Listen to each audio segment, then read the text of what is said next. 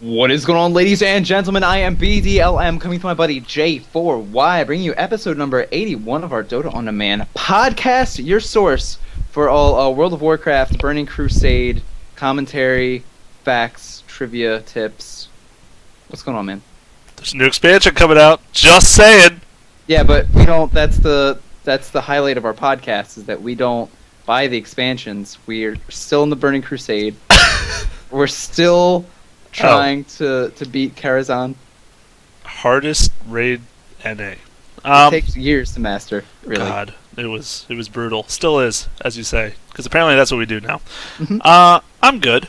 That was a good flashback. Jeez. Anyways, I'm good. We had a friend, actually the one we stayed with for TI2, came in town. It was really cool. Got to hang with him for a little bit, and he left. But we are going to see him again in a while. But I know that's a bit random, but it kind of got Dota related, because TI2, I kind of threw it in there, and, it was nice to see someone. And actually, I'm going to California. I had a viewer. It's nice to see someone. God, where the hell am I going? And got invited by a viewer to hang out. So just saying. I don't know. We'll see if I have the time, but, you gotta make the time. I don't always do house calls, but sometimes people just need their Dota on demand in person, and what can you do? You take your tablet, you play Dota on your tablet with the viewer, and wow, that's interesting. I don't think people would like me doing that very much, but I'm sure it's fine. Probably runs fine. touch Dota. I mean, what could go wrong? Windows 8 for the win. Oh dear, I'm sure dozens of people do it. Oh, I'm sure. Dozens. Yeah, but this week we have a lot of stuff to talk about, actually. The heart of the show is going to be on Team DK, huge Chinese team, a lot of history to them, and just all around great players, great play. Really excited to talk about them tonight. But first, we got to start, because we asked last week for just a couple likes, just to push us up to 200. You guys, you were like turning 2 loaves of bread into like a breadapalooza multiplied exponentially, and by that I mean got us to 208. And that's fantastic. We love you guys, and here's me butchering all of your names for your support. Craig Hamilton, Ollie Smith, Ryan Schmidt, Magnus Melgert, Christine Covert, Karuva Moo, Ozian Stubbs, Clemens Spitzer, Ken Wozniak, Ian King, Hamish Forbes. Thank all of you. And everybody else who's liked us in the past. We really appreciate it. The support is awesome. And, we're actually going to be linking some stuff this week in reference to us talking about DK. So it's going to be great. You have any love to share? One of those might have been my fiance. One of them. I'm not going to let you figure favorites. out which one. It could have been any of them, to be honest. It's Ken Wozniak, isn't it?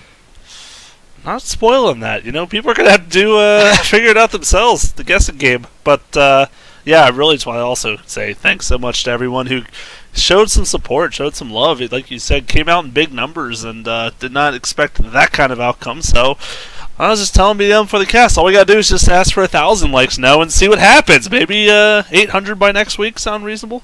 Yeah, 800 likes. We would like 1,000 rares and like $200.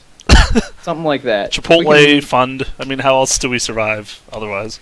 If we can make that happen, that would be just fantastic.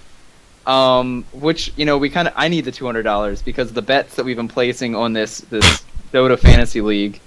The Sharks are going to be after me. Mm-hmm. I'm not here. Okay, I would like to understand exactly how you put players in, because I swear I've had Mag in for 2 weeks. Has gotten exactly 0 points. I don't understand what's going on, but we'll just say that I am staging a comeback by being 16.2 points behind you this week. I'm sorry, I was just busy brushing the dirt off my shoulders there. Mm. Yeah, it feels good. Feels good. Feels right now. Feels right. I believe we both have really low scores compared to the whole spectrum of things, but yes, we do. That doesn't matter. When you're in a matchup, that's all that matters. That one-on-one, we could have 10-8 as our score right now, and that's all that would matter. Because, that's what it boils down to. But I think let me give you a tip here. When it says Okay. active roster and bench, now active roster is where you need to put the active players, Ooh. and the bench is for people who are not active. I thought the free agent people were the ones getting me points. I just had so many of them, I couldn't believe I was getting no points from this thing. I know, it's ridiculous. I'd like to call shenanigans because one, Saturday we were all hanging out with said friend from Seattle, like you said, and then you were distracting me on Sunday with the snow dance. I think you were on purpose messing with my whole weekend, my time to strategize, sub players in. I didn't even get to look at it till tonight, and I realized, oh man, I'm not doing the best. So. Well, I'm not doing great either, but like you said, at least I have this slight edge going into the final day tomorrow. Hopefully I can capitalize. I only have 2 active players tomorrow, and I don't remember who they are off the top of my head, but I think at least one of them is a playmaker. One's core, one's support. That's all I saw is the flashes of quick ins and outs. I already set my roster like 2 weeks ago, so I'm good to go. But which you should do, by the way. You can set your lineups like way in advance, just an FYI. If anyone out there playing did know that already, because BDLM's a little behind the 8 ball on things. But all you gotta do is pick players like Owie, 2000, and he'll just get you Visage kills all day, every day. Carrying hard. Yeah, I was watching Cloud9 versus Alliance earlier today, and I was talking with Joe while the game was going on, and we were talking about our league, and I was just like, I have never paid so much attention to the most like meaningless things in a Dota game ever. I'm like raging in our Skype chat, like, how does Admiral Bulldog not get the last hit on the tower when there are like 8 trees and a necro block, rah rah rah, and like, oh, 4 people on Alliance are dead, but Admiral Bulldog made it out, so not minus 3.0, or yeah, minus 0.3 points. Tongue twister, for him. So. Yeah, there are just so many little things that I just focus on so much more than maybe the larger brushstrokes of what's going on in the game. But and that upset, I mean, it definitely was an upset. I mean, not putting anything against Cloud9. They're a good team, but Alliance, I believe, been undefeated up to this point, looking super strong this tourney, and you did say they went interesting. We're not gonna get into this game too much, but I did use Aki over Pilot Eye, thinking Aki, with the way he's been playing, would obviously come out on top. Aki ending with 0.4 points on his disruptor. Pilot Eye ended 6.6, and he was on my bench. So there you go. These things happen. A-God having his mercy on me. Well, different A-God 2, Aki. A squared. Yeah, that makes no sense. Yeah, having his mercy. But yeah, it's been good. Next week I will recant my victory, whether or not it's real or a figment of my imagination. But until then, I also forgot to mention, I guess, in reference to our 200 plus likes, me and Jay, we posted a picture to the Facebook that you guys that whole like this can now see of our serious business discussion of Dota on Demand. We wore suits, briefcases. We had it at the local Chuck E. Cheese, and we had this plan in mind for releasing our Dota Theater 3000, which was the thing that we were saying that we were going to give to all, whether or not you liked us or not, but you should still like the Facebook. But Jay just went YOLO and posted it anyway, just gave about 0 of the Fs, and it is now up. You guys are welcome to go see that, put in your 2 cents, submit videos. The game was a little too lolsy. If you guys haven't seen it yet, it's sort of the Dota equivalent of Mystery Science Theater 3000, if you've ever seen it, where it's basically this just sort of joking, non-serious commentary of old, ridiculous movies, and we sort of tried to apply that to ridiculous Dota games. The one was a little too lols, maybe too much trench tier or below trench tier, definitely below trench tier. But anyway, stop by, tell us what you guys think of the idea of the game, and feel free to submit your own. And if we get some good responses to it, don't worry, we are definitely going to do a Dota 3000 of one of our own games to make sure that we also are the butt of our own joke, as we often are, I feel like, sometimes, but what can you Not do? usually on purpose, just usually things come out of our mouths that end up hurting us later, so it's quite alright. That's part of the fun. you know. Like a hawk on Thursday, Sunday. It was Sunday. Whatever. Quotable quotes. That's going to be on a T-shirt one day, Jay, and it's one of our many shirts that will be coming along here. Yes, absolutely. But I guess on to some of the other Dota happenings. Grand scheme of things, I felt like, I don't know why, but this last week so many things popped up in just sort of Dota news that really I feel like humanized Dota for me. A lot of player drama, a lot of just back and forth between the feels. The feels, I said. Feels. The emotions of Dota. A lot of times, I mean, these people I think get blown out of proportion, or they're put on that that next level because they're professionals. They're sort of made really static, and a couple people really got some dynamic looking character dynamics going to their personality, and some of the drama. I think you got to start with the drama llama, of course. Beta in Sigma versus Roxkiss. You guys weren't aware of what happened this past week. Go Block, the drafter for Roxkiss, puts together this team. They decide they're going to go for level 1 Roche. They just beeline for the Roche pit. They're halfway in the pit, and there's a pause disconnect from Sigma. Theta disconnects out, unable to join back into the game, and there's sort of this kind of WTF. What happened? There was some errors communicating exactly what happened. Bottom line, Theta skills presence of the Dark Lord instead of necromancy, disconnects from the game, and then disconnects out all the way before consulting any of the league administrators.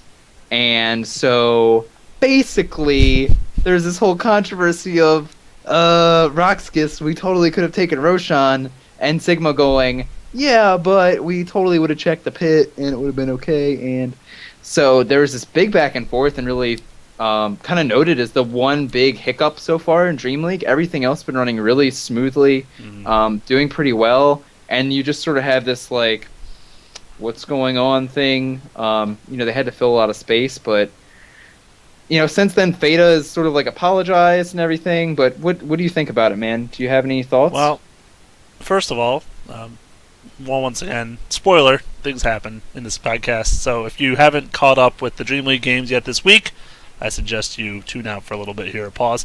But Roxkiss ultimately did end up winning the game. So therefore, fortunately, there wasn't any real circumstances that you can say, oh, well, if that happened differently, maybe this outcome would have changed.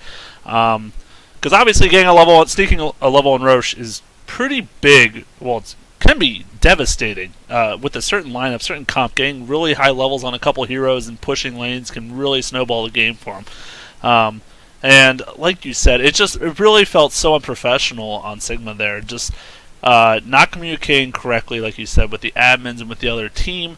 The other team clearly was not interested in this kind of thing, and they had that strategy mind, and of course it kind of just blew it out of the water once it happened. And they admitted in all chat even that we were going to do Roche, and they figured they didn't need to hide it since there was a chance they could have cheated. Not necessarily they would have, but at the end of the day, is it worth risking your whole gameplay on something that they easily could have looked at and seen that you were doing a level 1 Roche, or someone else could have? So, that being said, I just wish that these teams would just take it a little more professionally in general, and it hurts to watch something like that happen. And like I said, I'm just really glad that Roxkiss end up winning for that sake, really alone. Yeah, I mean, there's still discussion. I don't think Dream League know for sure what they're going to wind up doing, if they're going to penalize Sigma for it, because at the end of the day, that's misskilling is one thing. You pause, you say, hey, what's going on? Can we get a remake out? But you pretty much make it impossible to continue the game on, disconnecting out all the way, not consulting any admins. Right. And, it's unfortunate. I am always erring on the side of being trusting of people. Right. So, the other thing that I thought was kind of weird about it too is in the sort of statement that, I don't know if it was Theta or Sigma put out. They go, oh, we were willing to do whatever Roxkiss wanted to do. except for letting them get Roshan, because they were sticking by the idea, well, we were going to let him get it anyway, or we knew, or we were at least going to check, so we would have known that it was going on. But, again, would they all have been there? Would they have been able to put up a fight? I guess you never know. Like you said, luckily, Roxas able to pull out a W. Not a big deal, but I don't know. Do you think they should be penalized? Do you think something should be done? What do you think would be reasonable? I think there should be some kind of penalty. Unfortunately, I'm not really good at that kind of thing of how it should be implemented. I don't think they should gain like automatic wins or losses.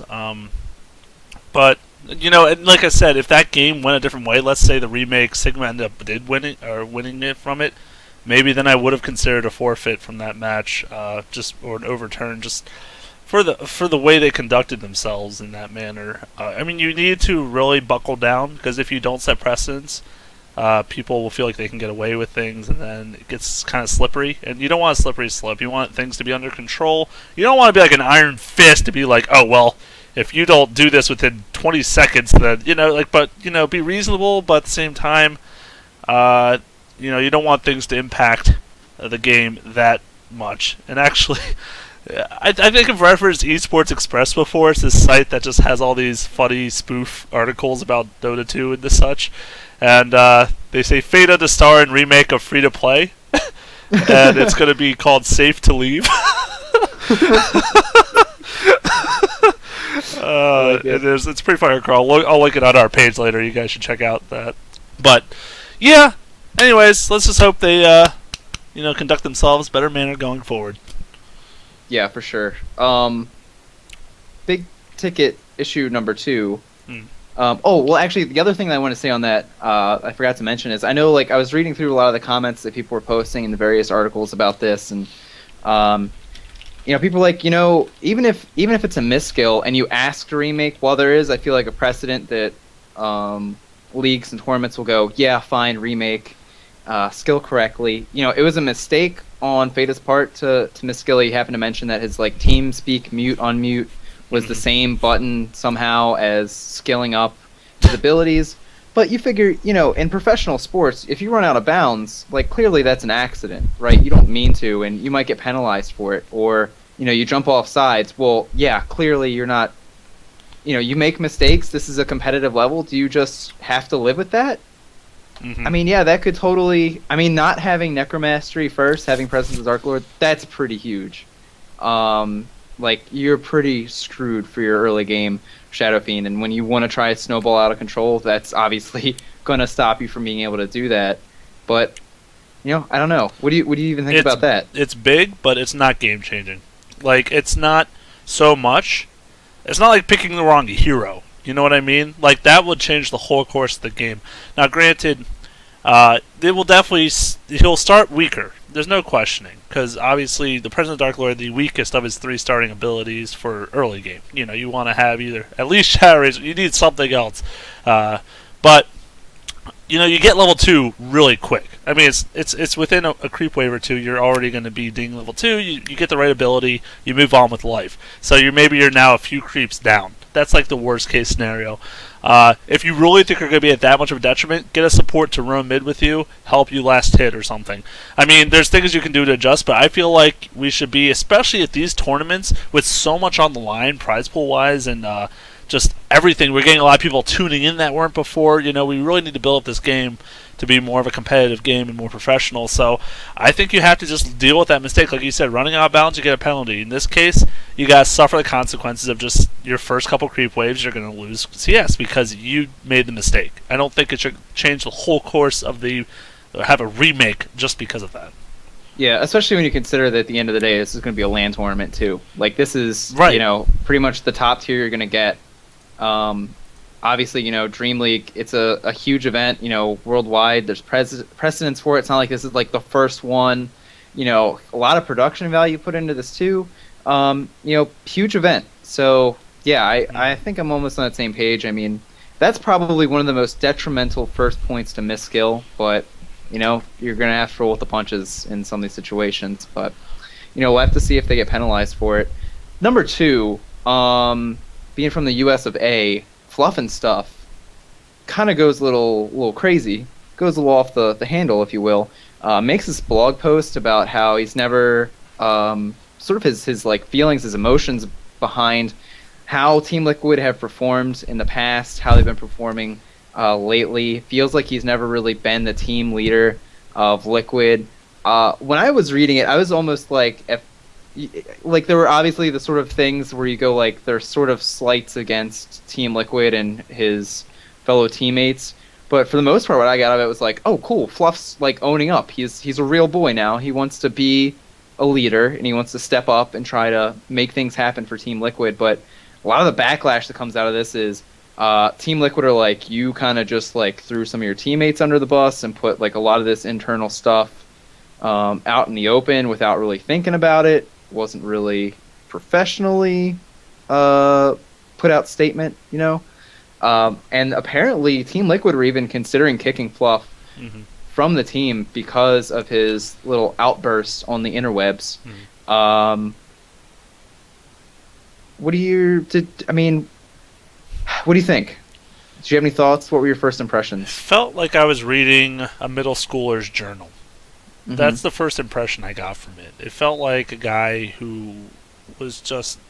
At first, it had the tone of, fessing up. Like, I messed up. I should have been more on top of this, that, and the other thing. But then it really started to become this more like almost smear campaign about, oh, well, I really feel like I just have to be leader of this team or we're not going to do anything. Like, that's what it sounded like. I need to be leader. That's that. And he's been leader. He obviously was captain when it first came up, or him and his crew. Before it was Team Liquid, when it was him and his original crew. And then things happened, and they changed up leadership roles, and TC eventually became leader. And he basically makes it sound like, in fact, one of the times in the article, he even says something along the lines of, I kind of was hoping at one of these finals we would just crash and burn, so that we could have reorganization because we realized we needed to make changes in order to succeed. Like, obviously he wasn't going to sabotage their performance, but, he's already going in with a mindset of, like, this can never work this way. Like, we have to change it no matter what. And, when he's already undermining his leader, like, obviously there's struggles in the team and there's just too much going on. And I think this may have been, well, it definitely was the wrong way to approach it, because it kind of aired out dirty laundry, like you said. It was exposing to the world something that, on one hand you're like, okay, like, that is unfortunate, but now they're going to have that many more conflicts on their team internally, and it just felt really inappropriate in general. And you figure, I mean, like I said, I kind of liked, when I was reading it, I feel like the point that Fluff was trying to get across was, like you're saying, he was sort of trying to own up to all this stuff and wanting to do better and wanting to find a solution, but, pretty much, like, puts up the ultimatum, like, I'm going to be a leader, whether it's here or somewhere else. Good luck, everybody else, kind of thing. And, what actually made me kind of sad about this, too, was that there's actually been, Team Liquid's been putting out some of the videos of Team Liquid in their boot camp before, I believe, it's the last International, where you get to see sort of everybody just sort of hanging out. You get to see them outside of their world of Dota, and one of the things that Fluff cites is, like, we're not friends outside of the game. We don't have any kind of real personal connection. We just play together, kind of thing, which I almost didn't feel like. I mean, you certainly get the sense there's stark contrasts in their personalities, but it really did make it feel like they were just a team of guys that they were doing pretty well together. And it's unfortunate that it sort of gets undermined by this. But, I guess at the same time, even their manager is like, yeah, all these problems, or some of these problems that Fluff points out are problems, we're addressing them. Like, so if nothing else, you figure this sort of snaps the whole team, the management into, this is such a big problem, let's fix it right now. And, some games after that, they actually wind up having some success, and I know that Fluff was a big part of the drafting for some of the games that they were victorious in. So I guess kind of good to see that not only is Team Liquid coming back into form, but that sort of everybody seems to be winning, I guess. Fluff gets to sort of step up a little bit, gets to put more of a word in, and Team Liquid's doing better as a whole. And of course, that's always great, especially when you're coming up to getting close to international, and you want to try to secure that invite. You want to put on a good show. Well, he even said in the article he thinks at this point they don't even deserve the invite. He thinks they're not even at that level that they deserve he says, we shouldn't get that. We should only be at the qualifier trying to get our way in. And I don't think he honestly believes that they even have that fighting chance. Obviously, at this stage where they at, and the invites and the qualifiers are really right around the corner at this point. I mean, there's only a couple months left before they're going to start having all that settled, and it's going to be a really fierce competition. I know it is every year to get into these qualifiers, but just everyone, it's been a whole year. People are upping their game every time. Things have gotten more serious. There's been more LANs, more tournaments, more competition, stiffer competition, and it's just like, such a stark difference between, TI1 and TI4 is going to be, if you put those two side by side, you'd be blown away by the amount of plays people are making and these players that have emerged and really taken over the scene. Well, there was even a documentary that I had mentioned on one of our shows previous that sort of talked a lot about the earlier internationals, and they talked about the international one. There were like 2 teams that tried, only a couple teams prepared. There were some that had never even played before the international too, playing inside of Dota 2. And now, yeah, like you're saying, I mean, just how much Dota 2 has grown in the last year, ridiculous. You're going to have, seeding at the international basically being 10 times as much. Right. So clearly, just an explosion. And then even talking about the events, and this is another thing that I want to talk about with you too, is MLG Anaheim. There was discussion when Valve mentioned that they're probably going to be pushing up the date for the international, making it earlier than it had been in years past because of trying to secure the event arena that they wanted to use so that they could accommodate more people, putting it close to so many other events. MLG Anaheim was mentioned, and they have actually come out and said that they're not going to be hosting any Dota 2 competition. And what I thought was kind of interesting was in their statement about it, they are pretty much just like 100%. It's because there's so much going on, and we don't want to stress out the players. We don't want them their play to suffer because they have to do so much traveling, so many big name events back to back to back to back. See, this is actually not bad.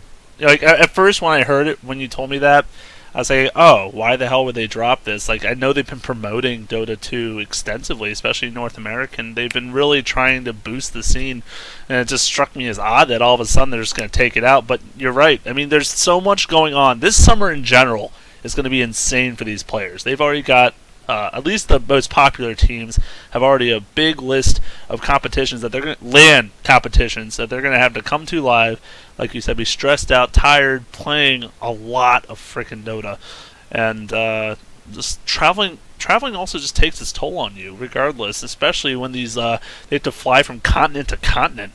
I mean, that's really going to add that much more to this. So, I honestly am not. I'm disappointed because obviously it brought in a lot of great competition, and any of these, seeing these high-level teams duking it out in LAN events is always just great for the audience. It's just so fun to watch. But at the same time, I do understand it. I just hope that this isn't like something that continues to happen with North America. I hope we can get more events, more LAN files at North American venues because we really need to boost our scene. We are very much lacking compared to the rest of the world. You look at Asia, you look at Europe, they're doing wonderful things for the game, and we really need to.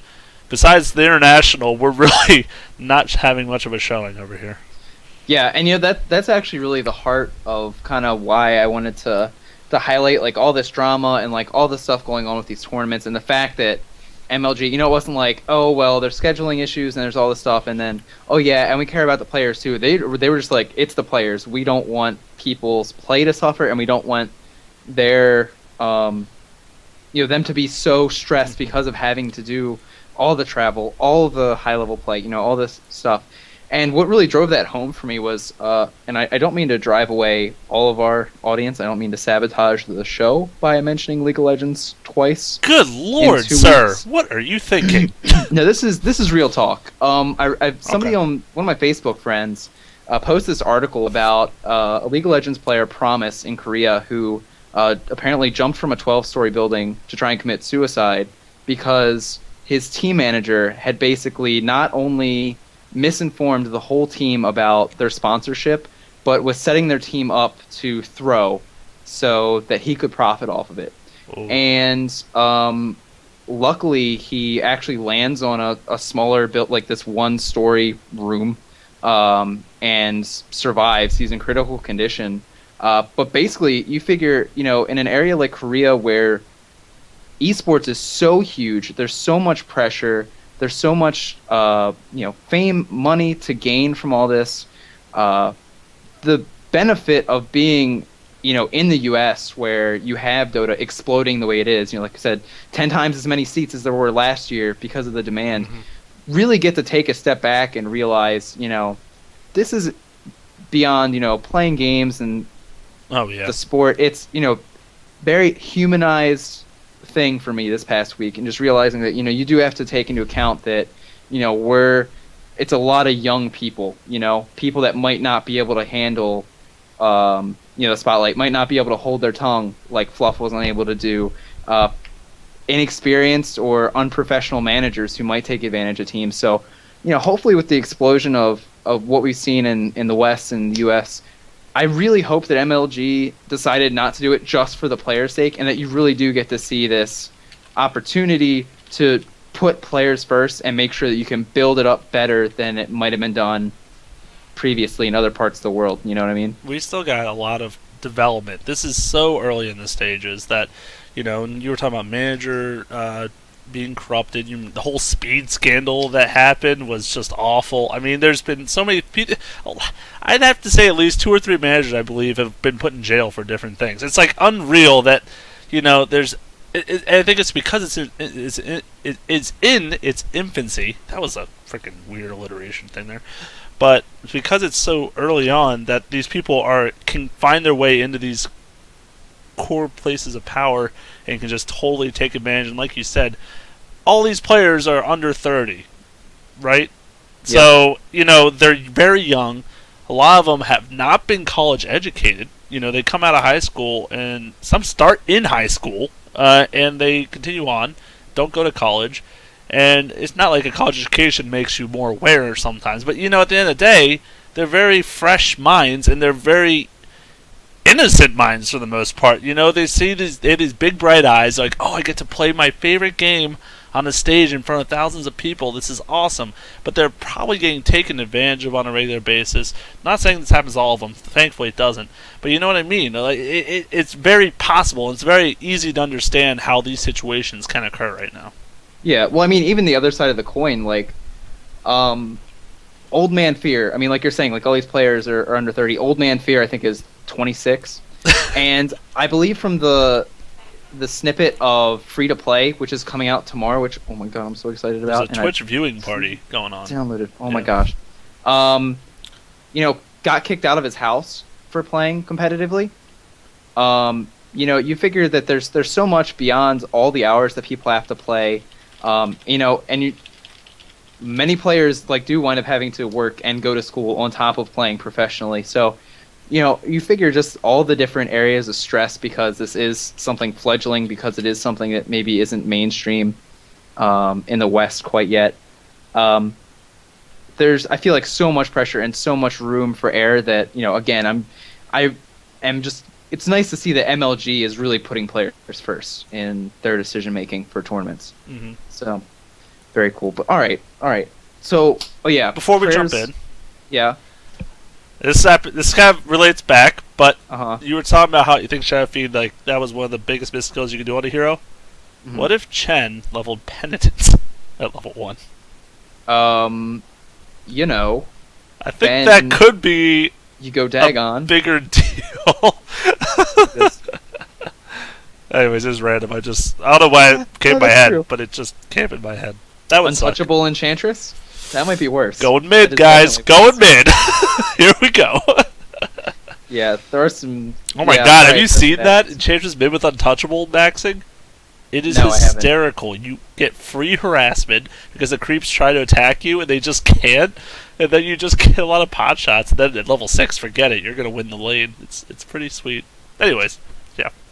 But the thoughts and prayers are with Promise, and I hope he heals up and is able to recover from mentally and physically from what happened and everything. But also in strolling right into DK, just in some DK news, Burning actually temporarily replaced by Black while he's fighting a lung infection.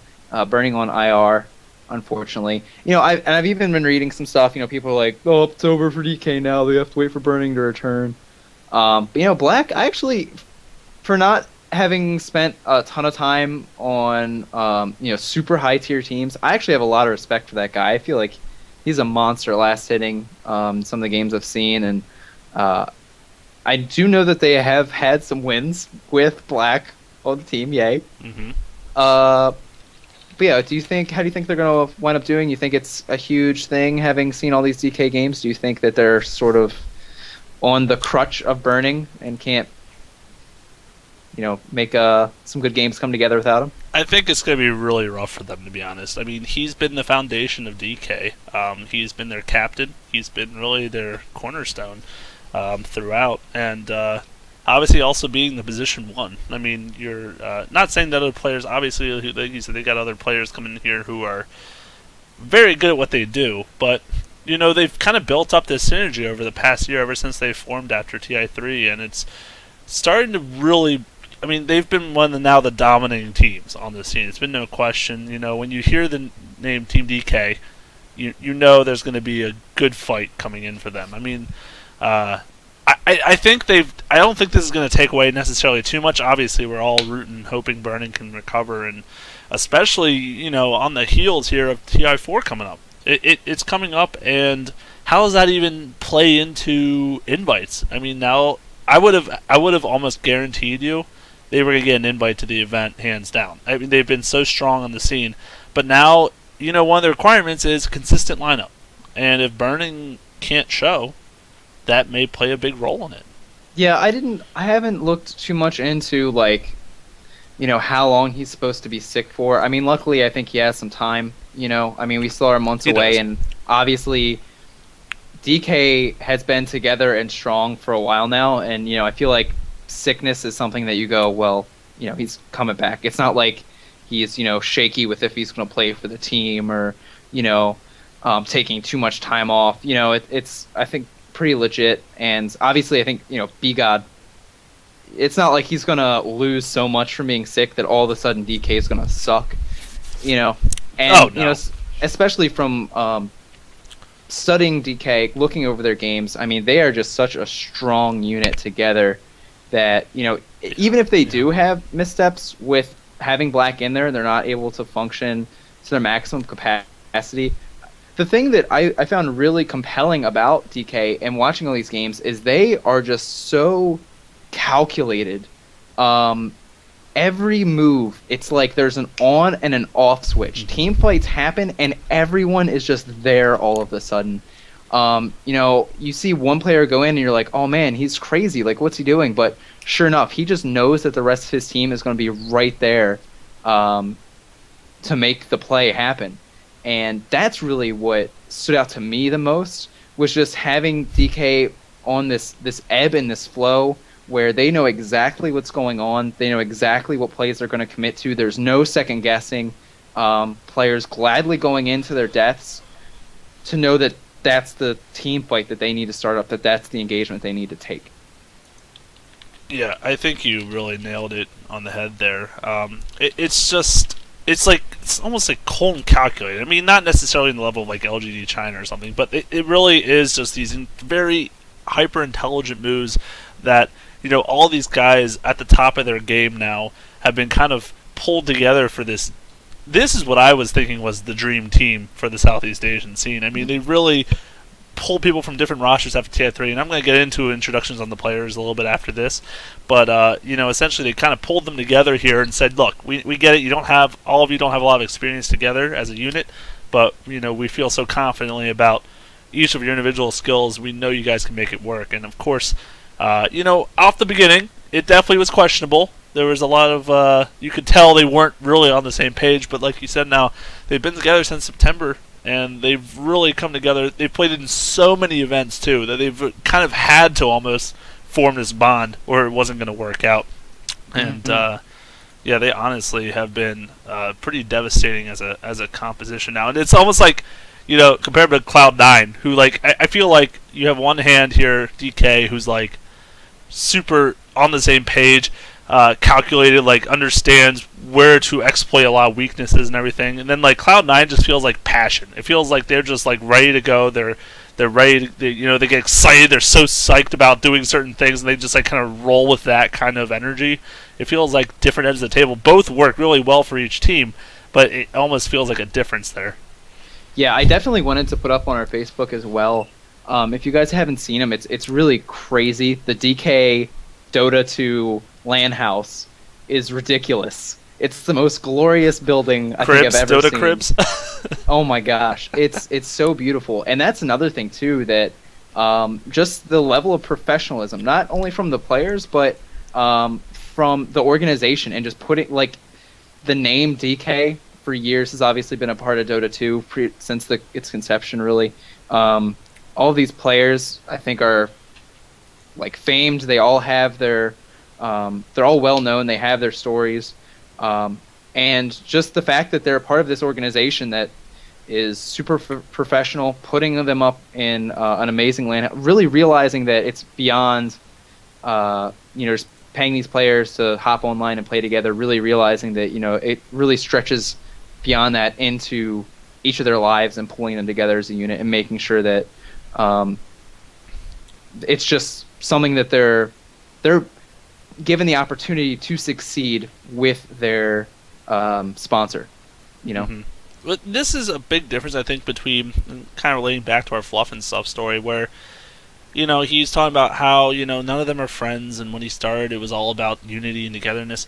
You look at this DK roster. I mean, how many of these guys are really friends? I mean, obviously now they've formed friendships and they've gotten bonds, but at the end of the day, you wouldn't expect them to after their games play to go home and hang out as five. So you know what I mean? I feel like they're more in it because they're professionals. This is what they do for a job and a living, and like I said, of course they have to be able to get along. That's obviously if you are always at each other's throats, you're not going to get anything accomplished. But at the same time, it's not like the same feel where Fluff, I think, is more reminiscing about when he started, they were five great friends, and now, it's just a job, it's professional. And it's an unfortunate truth, but you think about any sport, any competitive thing, football players, they're not all best friends after they leave the field. That's their job, and they have to work together well in order to achieve their end goal. Mm-hmm. That's just my take on it, at least. I don't know. Mm-hmm.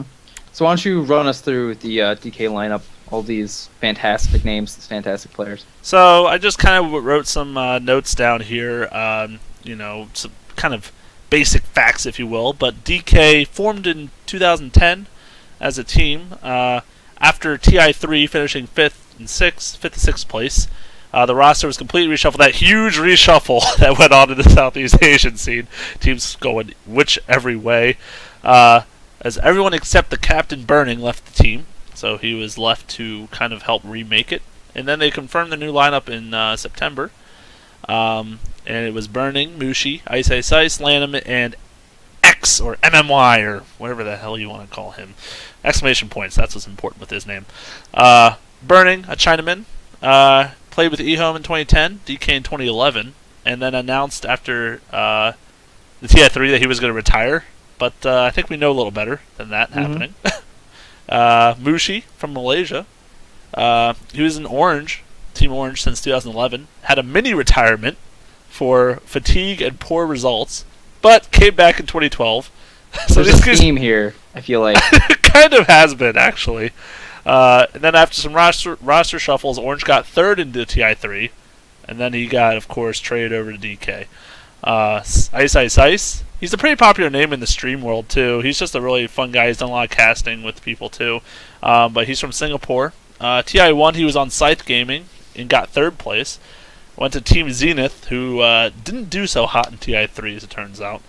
But he did win the 1v1 solo championship against Mushi, funny enough. Oh. And he was crowned the best solo mid Dota 2. So beat his old teammate, well, now teammate, in the tournament. That was pretty funny. That's interesting. Lanham, from China as well. He was at eHome the first two internationals.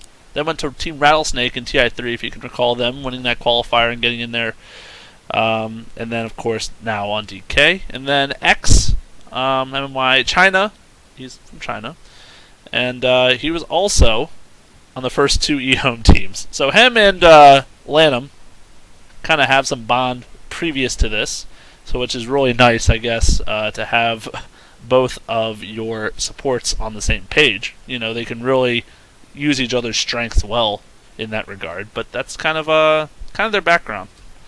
Yeah, I mean, I think that like reinforces too. I mean, this is a team that I don't think you can say has like a star player, and this was actually something that they were talking about in the Dream League, sort of at the bench, the discussion table. I don't know what you want to call it.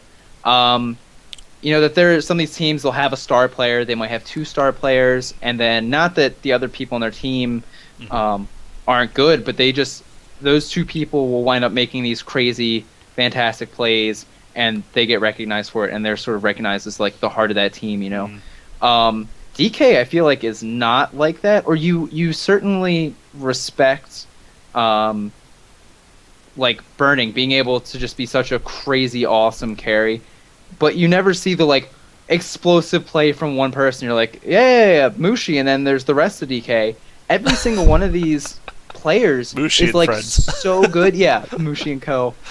Every single one of these players has just shown that they're able to play on a super high level, super competitively, and because I feel like they all play so well as this unit, that not one of them stands out because they all look so good in some of these games. And the other thing too that I think when you're going through and mentioning all the players, we've mentioned a couple of them on the show before, just sort of in passing.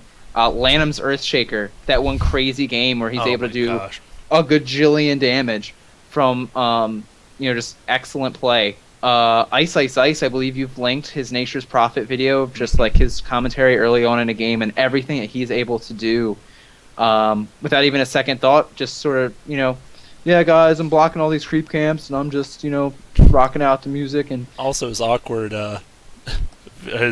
interviews at TI3 with Casey. Yes.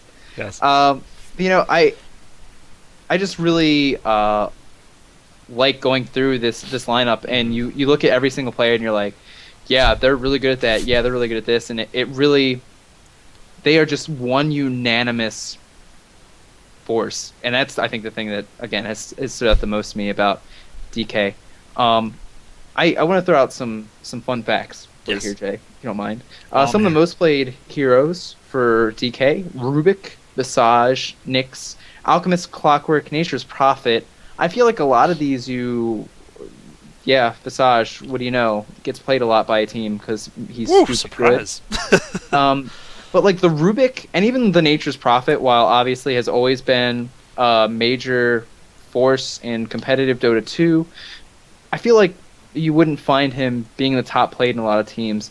And then when you go back and you look at some of the stats, MMY's Rubik, 55% win rate versus a normal average 49% win rate for the hero overall. And Nature's Prophet, normally a 52% win rate.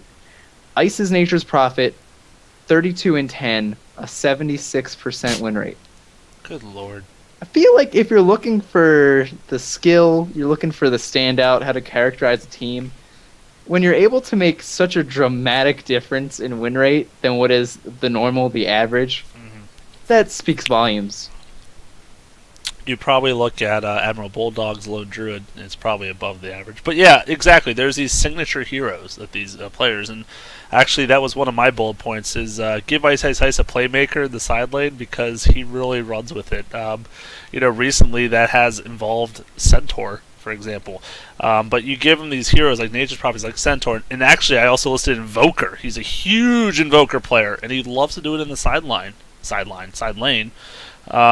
And he's really good at it. I mean, these are all heroes that aren't just going to sit there, la-di-da, farm, and that's it. They really can contribute a lot from around the map in different ways, and I think it's really shows to his strengths and is great because obviously he was he was a middle player.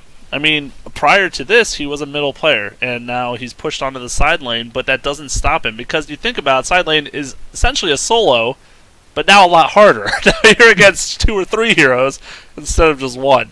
So, it's not as much about room control, it's more about just trying to do well in your lane or do decent enough. And, you watch some of these games, you mentioned Nature's Prophet with him. I mean, he, a lot of times he gets bullied out of there and is still only like level 2 at 7 minutes and feels really sad, but he still will come back and be something to mess with later in the game. So he really knows that how to make an impact in any kind of situation. Yeah, for sure. And I kind of really I'm support biased anyway. I guess this makes sense. That's so. Yeah, wow. Yeah, it is. I really like talking about MMY and Lanham. I feel like they are really a great foundation for some of what DK are able to do. Already mentioned MMY's Rubik. That's obviously a hero that is about being able to make plays with the steals. And obviously, there's a lot of skill that goes into knowing what skill to take, what's going to be most advantageous, actually being able to take it. But also, he happens to have a 70% win rate with Lion, which I think is a funny stat, well known for his Lion. And, Lanham, too, we've talked about what he's able to do with Earthshaker, but really gets put onto a lot of these sort of skill shot heroes, the Nyx Assassin, the Jakiro. And between the two of them, I feel like they really are given these heroes that are about team fight control, are about optimizing the spells and the kit. Just talking about Lanham's Earthshaker, Jakiro, and Nyx. All of these heroes have the potential to hit multiple people with their stuns, and he's just able to do it regularly. Spells that are hard to place, does a great job placing them. And that's obviously something that's really important to build your team fights off of, being able to use some of those more finicky abilities really well. Yeah, that's definitely not an easy task for a lot of players to do. But I definitely think it's I think it really helps, like I said, that they've been together on the same team for multiple years. You can tell their synergy, where they each need to be, the kind of items they've been purchasing up, and who needs to fill what kind of role. It all seems to come together really well. This team, for only being together since September, looks like they've been together for years. It almost has that Navi-esque feel to it, where it's like, okay, these guys are just so synergized with their plays. It's almost unreal. I do like a lot how they play the roaming heroes. I think they're generally, a lot of times they pick those roaming / ganking heroes. They do really well. You mentioned Earthshaker, Jakiro, even Rubik does that really well. They don't like to pick too many, I don't even know how to call support passive, but if there's a passive support hero, I can't even think of it off the top of my head, but you know what I'm trying to say. They like to make sure they're making a presence around the map wherever they can, and they really try to get Mushi started if it's possible, because once Mushi gets started, he goes on sprees and he does a lot of damage. Yeah, and I mean Mushi, I actually, this sort of like hero disparity win rate is like my new favorite stat to look up, because Mushi's Queen of Pain 64% win rate versus a 46%. Switch the numbers, no problem. Yeah, that's pretty good. That's hard to not like, and that's something that I also really appreciated from watching a lot of the DK games. It's not, I wouldn't call it a 4 protect 1, but there really is a lot of, we're going to make something happen with this core group, and then we're going to have our 5th hero that's sort of able to accomplish something somewhere else, whether that's, the Nature's Prophet, or we want to go to the more olden days maybe with the Burning. anti-mage, just let him go get his farm on, let him get to critical mass.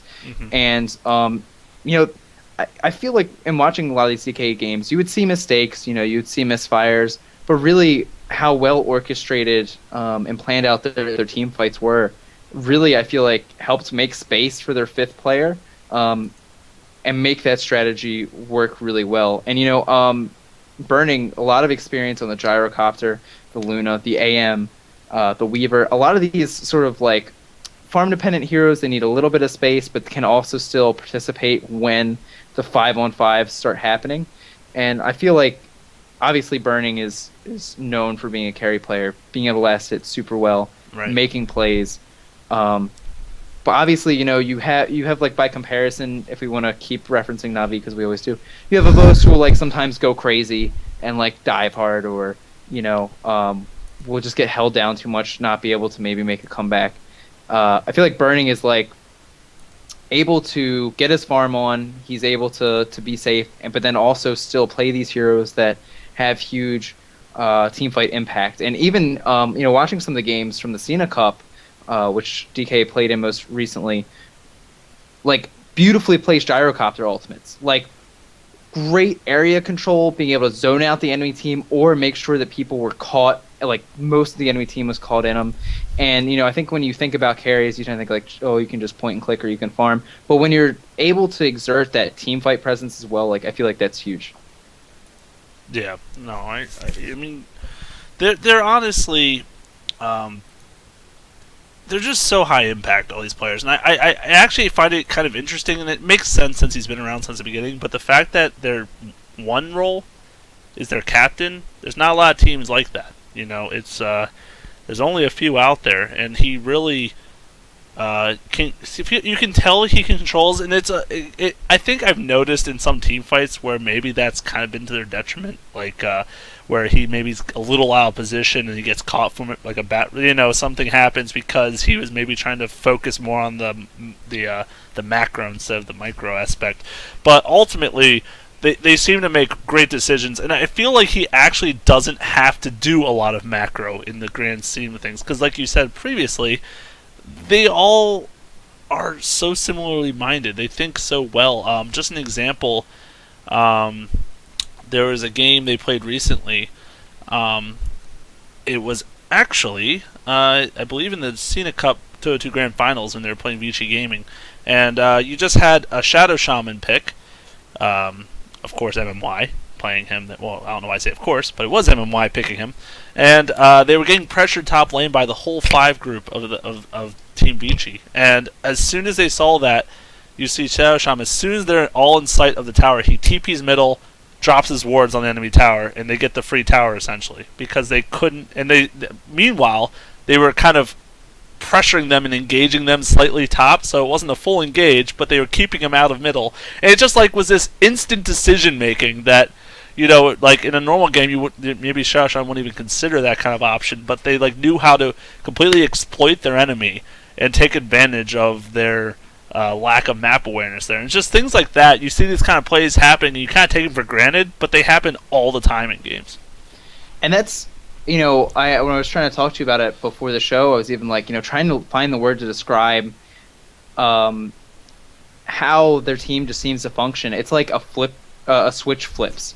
It's like you can hear the team captain saying, everybody go top, one person's going to go do this. Yeah. Like you can almost hear the command because the team just so effortlessly switches into that mode. Everybody moves at the same time, it feels like, to accomplish these goals. And you know, game 2 of the grand finals of the Cena Cup, DK versus VC Gaming, go watch it. It comes down to the wire. It's a nail biter. You really get to appreciate not only the sort of 4 heroes are going to do something here, so that space is created for another one. Ice, ice, ice, able to apply pressure to the bottom lane to help with some Visage familiars.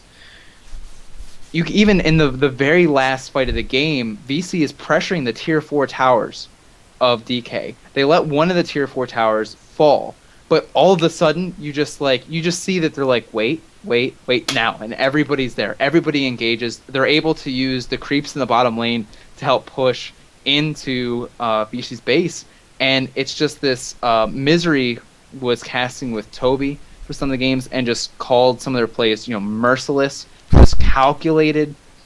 You just felt the overarching strategy more so maybe than the individual play.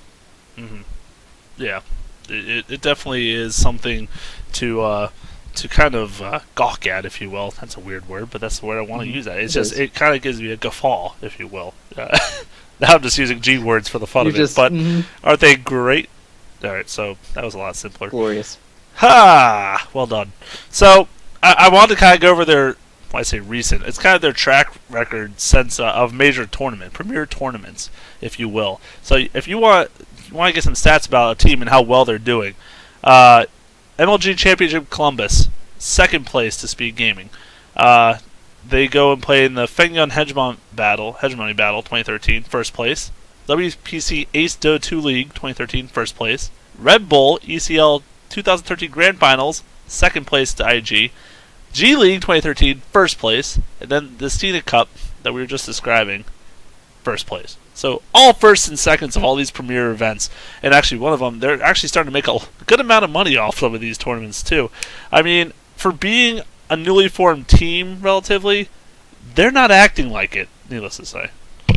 Yeah, I mean, it speaks to, I think, like we've been pointing out, the experience of each one of these players. I mean, maybe new form together, but they all know what they're doing. They've all been playing Dota 2 professionally for a long time. And,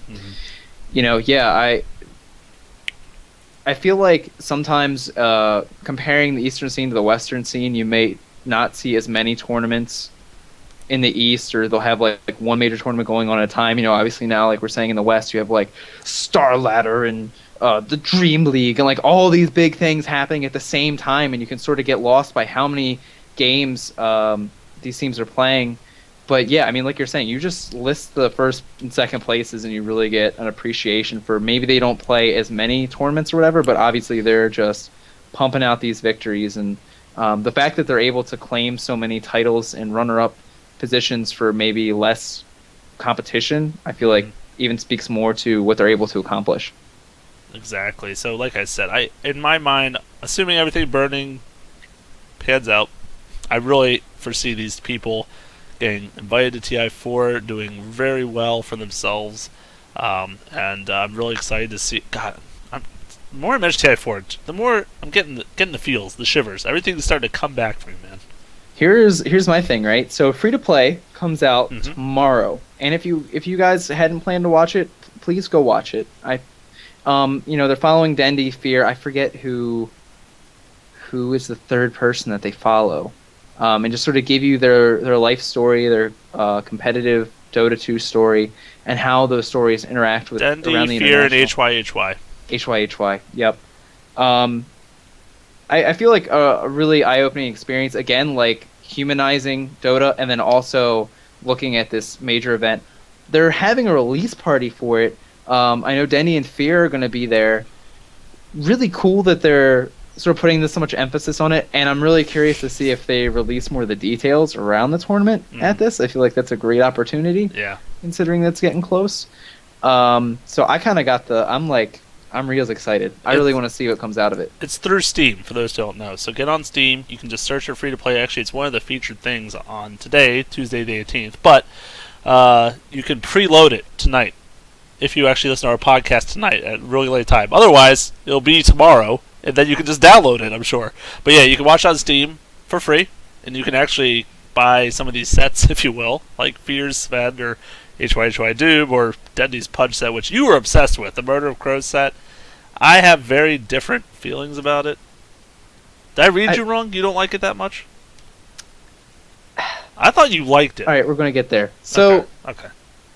I like it, but I was actually having this discussion with one of our friends, Bunnies, and I feel like this set might be the furthest departure from the original character model. Yeah. And that has obviously been something that Valve has avoided, like drastic changes to heroes. Everything is pretty much in the same line. Everything is the same color scheme. You don't want dramatically different hero add-ons, aesthetics. Yes. Because then obviously you have the danger of people not realizing who a hero is because their owner bought a shiny new set. And you go from this sort of bare, girthy guy Oh. to this just like blackout armor, lean machine looking for hooks. It's like really different, and that is my biggest problem with it. I think it's cool looking. I like it, but I feel like it's gonna have to be changed because I feel like it's too much of a departure. Mm-hmm. Just From the entirely. Like, the original Sven and Doom ones are just fine in that regard. And actually, it looks like there's wards that are like cameras, so that's kind of interesting. But yeah. Oh, and there's a courier too. Didn't notice. There's all kinds of stuff. Yeah, there really is. But you guys need to check that out on Steam for sure and just get it. It's at least the documentary is free. And, I'm sure we're going to discuss it briefly in our next episode. So Briefly. well, just like we discuss everything briefly, right? We're It ends gonna up being an hour have and a half. a discussion twice as long as the actual documentary, all about the documentary. Oh dear, how long? How long is it again? 4 to 7 hours. No, it's they call it feature length, so I imagine Hour and a half, an 2 hours. hour and a half. Yeah. Yeah. Okay. Well, then get ready, guys. Get your popcorn 3 hour. and your whatever else you have. And Just popcorn, just get popcorn. cookies, and, chips.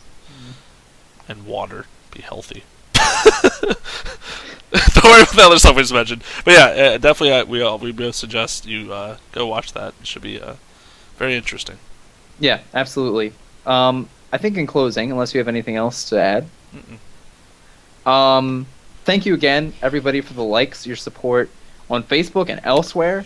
I would like to point out that a cast focusing on Team DK was a request, so you are welcome to request other things, and we will happily base our podcast around what you guys want to see.